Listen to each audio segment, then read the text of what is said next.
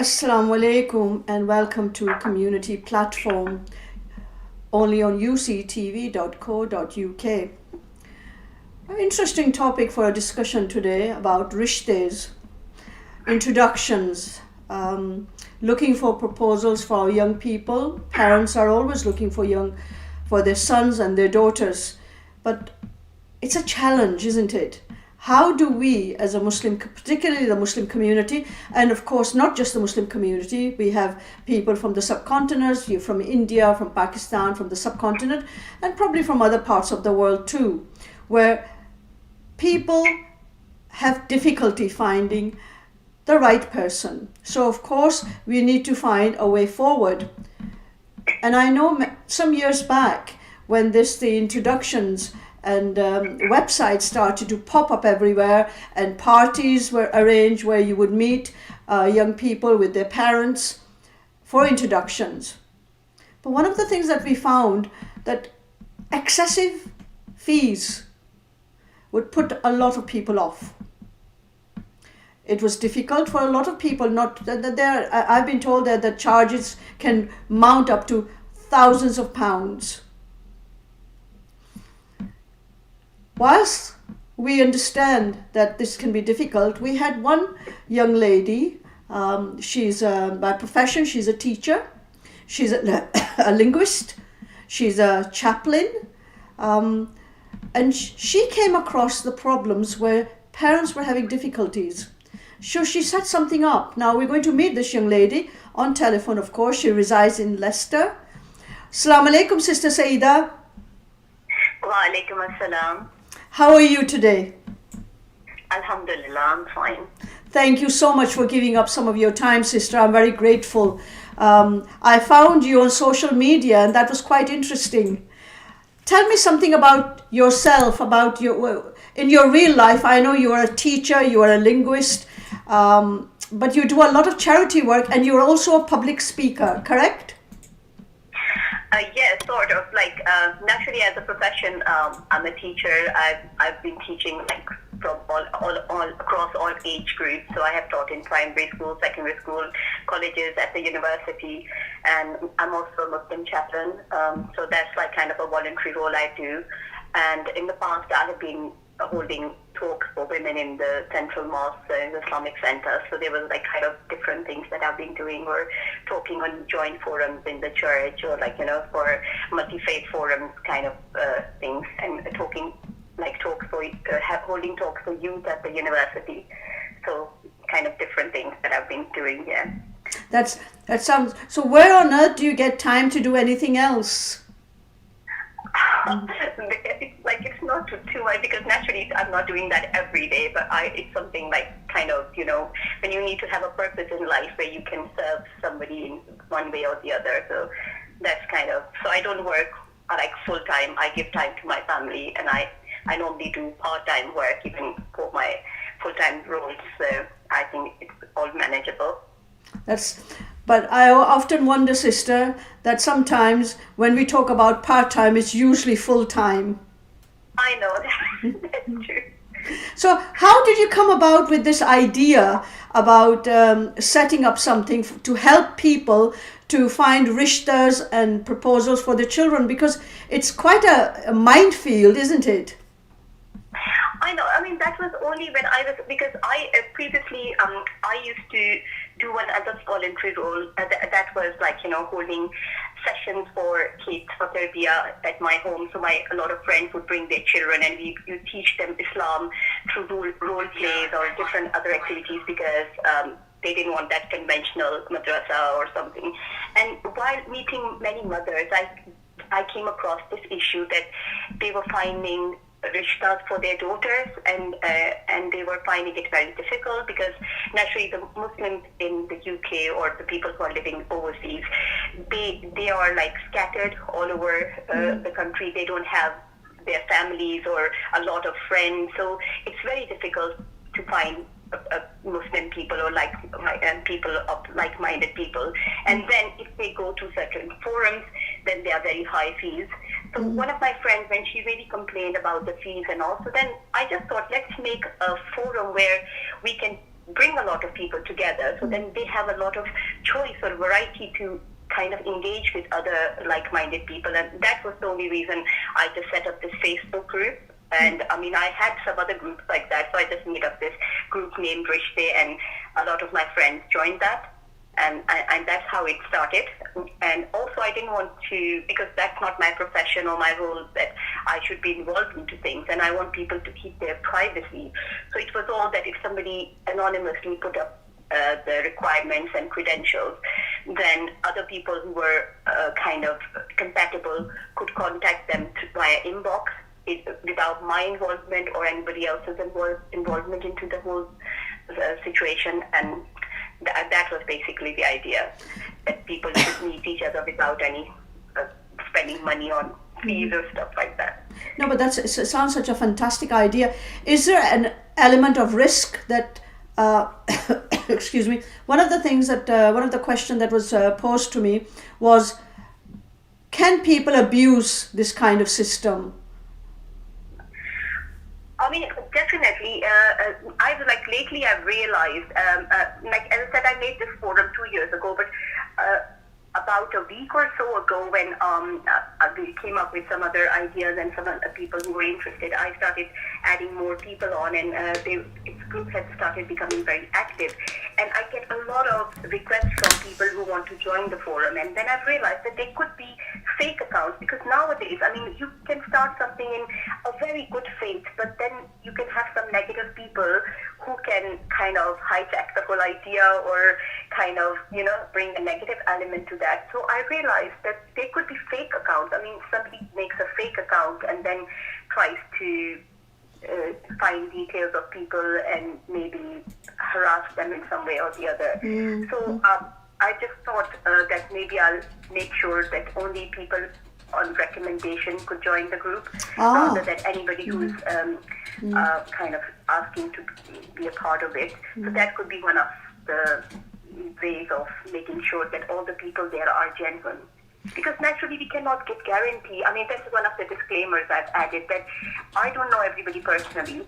But what I can make sure is that if somebody's come through a friend's recommendation, so naturally if I have people who I know from my school, from my college, or they were my colleagues, so it doesn't have to be my friends. But if there was a person in your school and you know them since your childhood, you know that that's a genuine person. It's not a fake account. It's a man making a female account, or vice versa.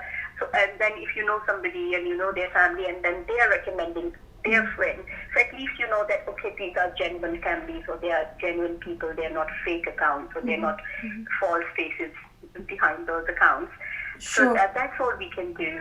So as I said, the purpose is to bring Muslim people together, Muslim families together. And also when I'm inviting people on the group, it doesn't mean that they would have their kids of marriageable age. It's only because they would have relatives or friends who they could recommend, or can be a link in facilitating the whole process. So you obviously have some kind of a yardstick to measure that people who are known can only join. That's a very good idea. But I just wondered whether so why wouldn't people go to official, inverted commas, I use that very carefully, to go to somewhere where is official, a website with official details? Is it just the cost, or is it because those websites don't really actually work? Or do they actually provide that kind of service to people find the rishtas? Is it worth the money?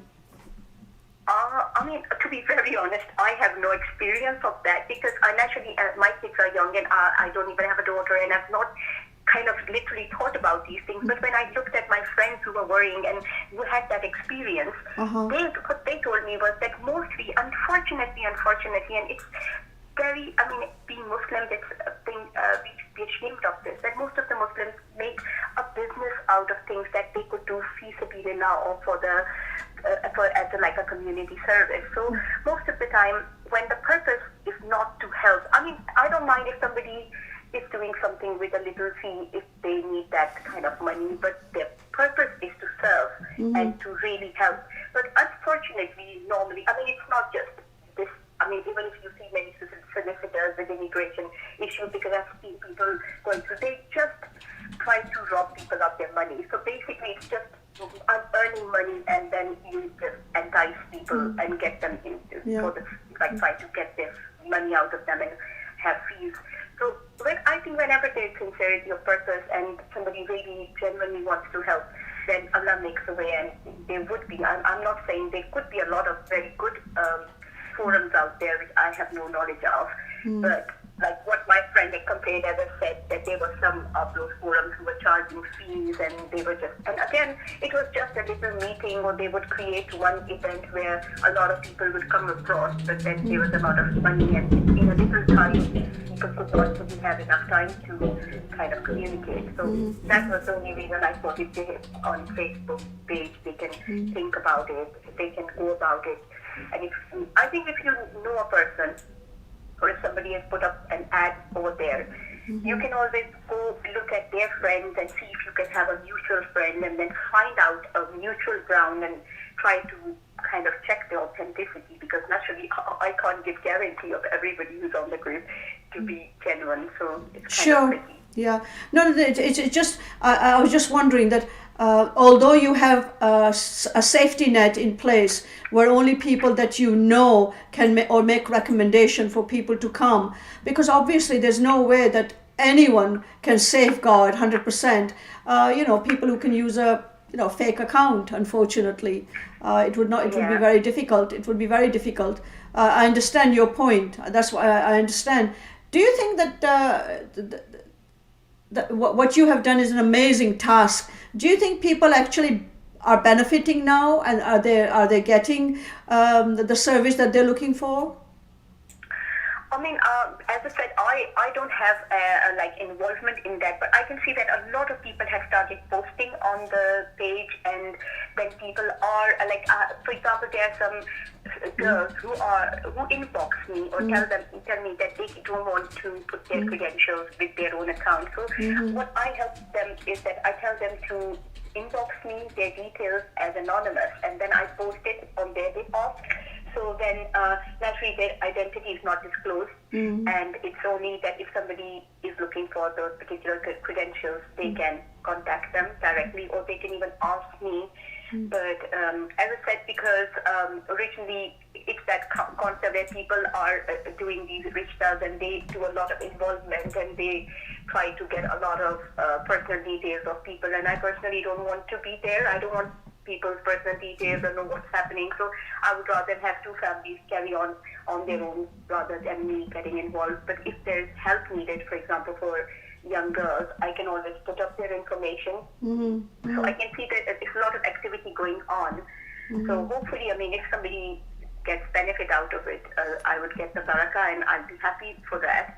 But I would also suggest to people or expect them to do their own kind of investigation, do safara, and naturally you can always find out if a person is genuine or fake. Never give, especially for girls, never give their pictures or personal details before, unless you have found, you've confirmed that the person on the other side is a genuine person, or if you kind of recognize their families. Because naturally, even if somebody is from Pakistan, you would have relatives there. You can always confirm if those people are genuine, or if somebody is in their neighborhood, or a distant relative, or you can always find a common friend on Facebook through them, that you can at least find out that it's a genuine person and not a kind of a fake account kind of thing.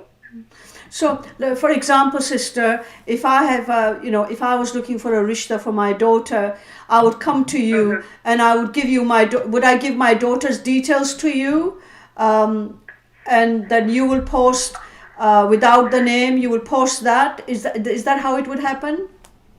Yeah, I've also put up a kind of a template where I have put the credentials. So instead of not the name, but you would write the gender, and then it's about the age of the person, the profession, education, So it's a little bit more about the family background, what the parents are. So without giving the name or the location, you can give like generally if you want to name the city or the country you're in, and then in requirements what you're looking for, like what age group you're looking for, and then so all those credentials are given a template, so everybody can fill that template without putting their names on. So people can directly post, and some of the ladies have been posting, and they write that I'm posting for a friend.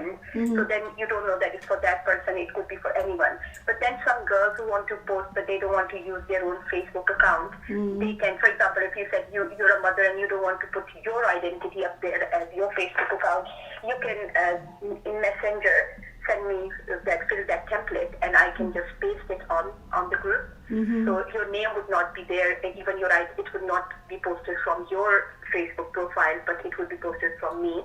But that's what I would be doing. And after that, if somebody is interested, they would inbox or they would even like write a comment, and then you can contact them if somebody is interested. So you can directly contact them. So it's like kind of an open forum in that sense. Okay, sister, we're just going to take a very short break. Please don't go away. We'll be back within the next 45 seconds. Don't go away now. Okay.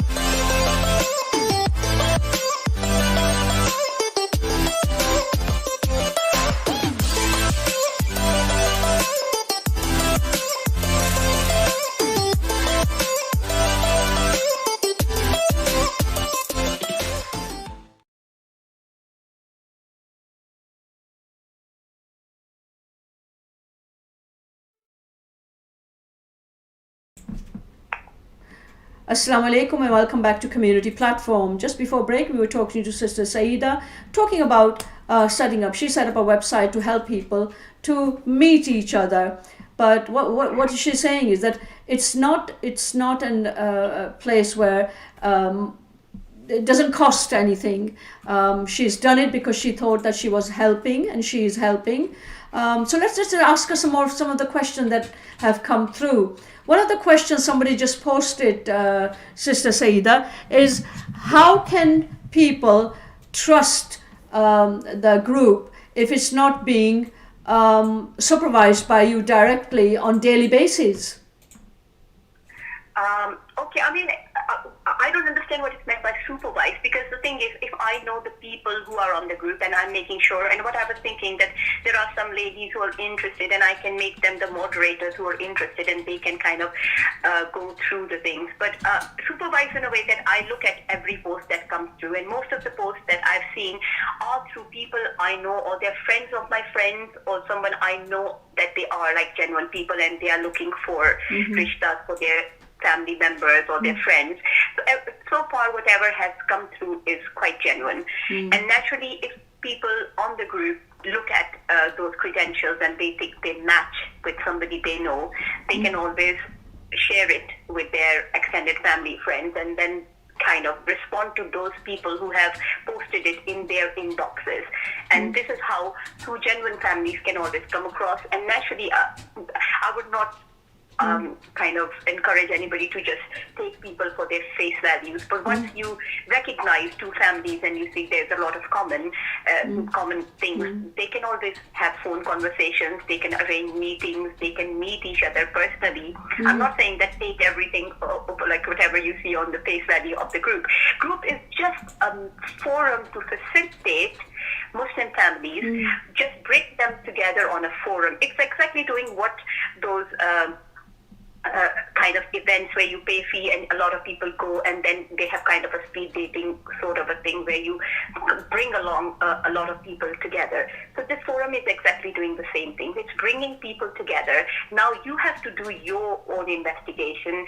You have to make sure that if you're marrying off your son or daughter, I mean, it's all that. It's on your, it's onus is on you, it's not on me. I'm just providing that kind of a forum where you can meet people, but then you do your istihara, you meet them personally, you try to investigate about their backgrounds, try to find some mutual friends, mutual people, you know, and I mean, so like a normal rishta where somebody would have introduced two people, it's just you're introducing, it's like you're trying to help provide a service, but then it's not taking the responsibility at the same time. So, yeah. Yeah, it's. I'm just reading the question that are coming hard and fast. I think it's an honourable thing to help the community, and that's your intention, which I understand perfectly. Just help me to understand. You only allow those people who you know personally to post. Like once a person is a member, what I'm trying to do now is, because to start off, I gave invitations to people who are already in my Facebook friends. So at least I knew them somehow or the other because they were on my Facebook group. Then there were people who were requesting to join the forum, and most of the time they were like some friends of the people I had already had them on the group. But what I was thinking now is that I would introduce a way in which only people could join the group by recommendation of another member, just to make sure that we don't have any fake accounts in the group. So that's why, for example, if I have a friend and she wants another friend to join the group, then she can recommend them, and I would accept them in the group. And I would rather have a bigger community, because the more people we have on the group, like Muslims, not just from UK, but because one of my teacher who was a teacher in my school, she asked for some Muslim links in Australia. So I thought, although because nowadays world is a global village, and we have links from all, so I think Muslims, especially even people in Pakistan, can be part of it, but Muslims overseas, and I'm not just saying it's for Pakistani, because any Muslims, they are Bangladeshis or Indian Muslims. I mean, it depends. People have different preferences, but as Muslims, we know that as long as you're marrying in Muslim families, that's perfectly fine. So you can have a bigger variety to choose from. But I can only ensure and try my best to make sure that all the people on the group are all genuine people and there are no fake accounts. Yeah. It sounds like, when you're on Facebook and people send you an invitation to become your friend, how does one judge? I don't know them from Adam, they live in another part of the world, why do they want to be my friend? And I have a yardstick that they must know at least 6 or 7 people known to me. That's my yardstick, and it doesn't always work, because then I have to delete some names on Facebook. So I was looking at it from that perspective. Can there be an issue that somebody comes in through a friend who was not really known to that friend, and that there is a situation or there is a problem, and to safeguard yourself, basically, how would you safeguard yourself if a situation like that came up? Yeah. If I can, what I meant was people coming on, I'm not talking about Facebook friends, because naturally for me, if I get a Facebook kind of friend invitation or friend request, I just make sure, if I don't know the person personally, then I would look through mutual friends. And if most of the time you have 25, 26 mutual friends, and then you realize, then you see that, okay, so this was one old school friend or school fellow, somebody senior or junior in the school. So then you know that, okay, that person knows, and that rings a bell, and you kind of add them. Or similarly, it happens with colleagues and all. But then at times you have people who might have some mutual friends, but even if you look at their profile and you scroll down, you will see that with hardly 1 or 2 posts or some pictures, and you can see that it's not an active account, it's just a made-up account to kind of, make friends. So that's one thing you can check. And what I meant with recommendation was, Like, for example, if I have some ladies on the group and they're asking me that, okay, this is my nand or this is my friend or my cousin. So personally, if somebody's telling me that they know the person, not the account, but the person, that, okay, this is that person. And normally I'm like, with women, I just add them on more. But if I have male accounts, I'm a bit more skeptical to make sure that, okay, if it's a genuine person, it's not just trying to kind of contact these people or harass them or, so these are the things. Now, after talking to you, I'm feeling a bit more kind of conscious and more feeling that pressure of responsibility. But originally, as I said, if you read the disclaimer there, is that my intention is to bring families together. But again, at the end of the day, they have to make sure to kind of investigate and see who they're contacting with or who they are communicating with. And I think it's not a big issue because especially in cases where parents are involved, they can always talk to the parents and they can always find out that, okay, if it's a genuine situation. And then naturally they can find some mutual friends and go ahead from that. As compared, as far as the young girls or boys are concerned who are going to meet through this forum, again, I would suggest that they should have kind of involve a wali or an adult or as a person who can kind of judge for them or go through them. Otherwise, naturally, after talking to someone, you can find out whether it's a genuine case or it's not. But again, we have to be careful, and I can't kind of take responsibility for everybody who is on the group. Yeah. But I suppose ultimately, people say that you are the mediator, you are the organizer, you are responsible, and I just wonder, how do you safeguard yourself from undesirable element? Because sister, whether we like it or not, there are masses of people who shouldn't really be engaging with, or we shouldn't be engaging with, and that's something that would worry me. Could we get an element who is there to have fun, basically? It's a terrible thing to say. I know, yeah. I mean, because naturally whenever you do something, there are always, you have pros and cons. So my purpose, it's my ideology, I would say that I do not get deterred by the negative, because naturally if you want to do something good, you will always, if you think about the negative, that will pull you back and you say, okay, I'd rather not do this. But then if you look at the positive, you said, I'd rather do this because it might benefit others. But then you have to deal with the negativity, because naturally we're not living in an ideal world. You have pros and cons for every step you take. But then you have to kind of accept the negatives for the benefit of the positives that you would have. So, because if it's the forum and it's bringing people together, then naturally, how we can, as I said, for young girls, I'm helping them if they contact. Few girls have contacted me, and I've told them that give me their credentials, and I will post it on the group from my side. Not their faces or their profiles will not be coming to public. So if somebody's interested and he responds to that, then maybe we can make sure if it's a genuine, or even they can first make sure before contacting him through their own profiles. They can ask some other friend to contact them and check the authenticity, and then kind of directly communicate. So I mean, there are a lot of kind of filters and safeguarding elements that can be used wisely for countering any negative aspects of the thing. No, this is like a wonderful, wonderful idea, and I hope that you'll continue to, to supervise it and to, take that kind of responsibility, because somebody has to take the responsibility, and you obviously are doing a good job. Sister, I would love to talk to you more, but I've already gone in excess of the time I told you, so I do apologize for that. That's been absolutely wonderful, and I hope you continue to doing the work, because there are many, many families who can't afford £1,500, £2,000 fees. It's impossible. It's just impossible. So this is Sadqa Jariya work. This is a work on, at a human level.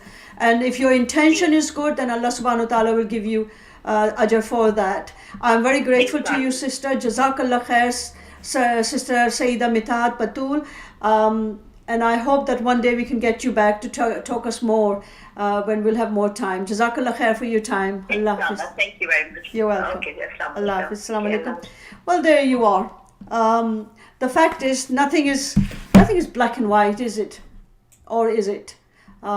Here, a sister who's trying to do something for the community, give back something to the community. There will always be the undesirable element. I have no doubts about that. There will always be people who will try to abuse that. There will always be people who want to have a bit of fun at the expense of someone else. Those are the people we really need to root out. Those are the people who are making life miserable for the rest of the community, and they need to be rooted out. But we can't punish those people who are trying to do good in the community, and Sister Batool is one. Jazakallah khair for watching. Join me next week for another discussion. Until then, look after yourself and your neighbor, whoever they may be. Salam.